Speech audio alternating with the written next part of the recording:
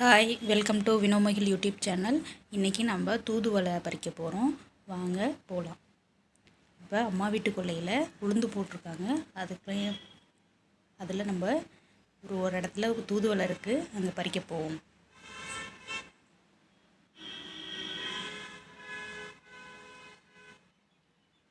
கொஞ்சம் தூரத்துலே இருக்குது. இந்த இடத்துட்டு ஒரு இடத்துல இருக்குது, அதை மட்டும் பறிச்சுட்டு வந்துடுவோம்.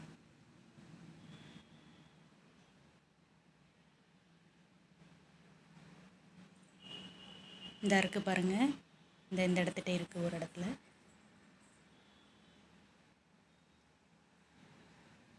இதை தான் நம்ம பறிக்க போகிறோம். இப்போது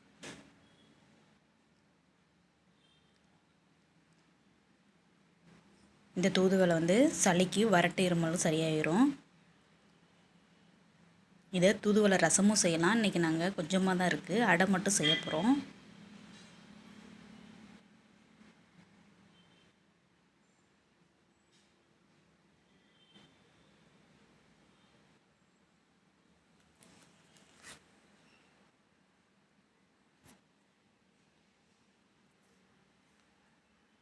கொஞ்சம் கொஞ்சமாக கட் பண்ணியாச்சு.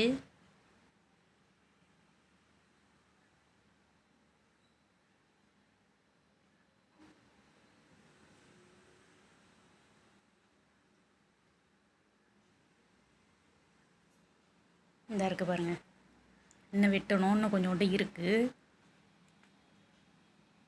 எல்லாத்தையும் வெட்டி எடுத்தாச்சு. இப்போ போய் வீட்டில் போட்டோம் நாங்கள். இப்போ ஒன்று ஒன்றா எடுப்போம். அதுக்குள்ளே அரிசி ஊற வச்சுட்டோம். ஒரு கப்படி அரிசி ஊற போட்டிருக்கேன். அதை கிரைண்டரில் போட்டுட்டு அதோட உப்பு கொஞ்சமாக இதில் போட்டுருவோம். மாவுலேயே உப்பு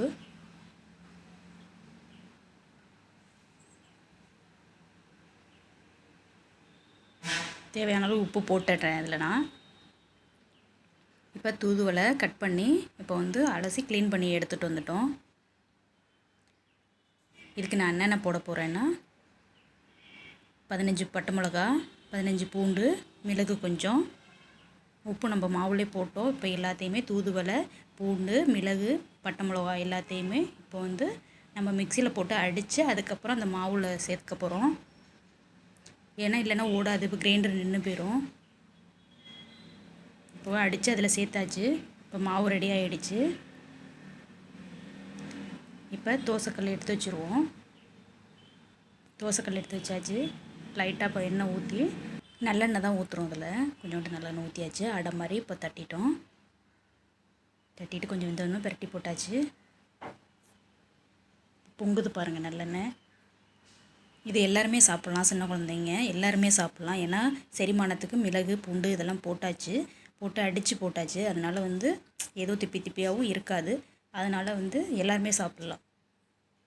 சளிக்கு நல்லது. என்னோடய வீடியோ உங்களுக்கு பிடிச்சிருந்தா லைக் பண்ணுங்கள், ஷேர் பண்ணுங்கள், சப்ஸ்கிரைப் பண்ணுங்கள். Thank you all.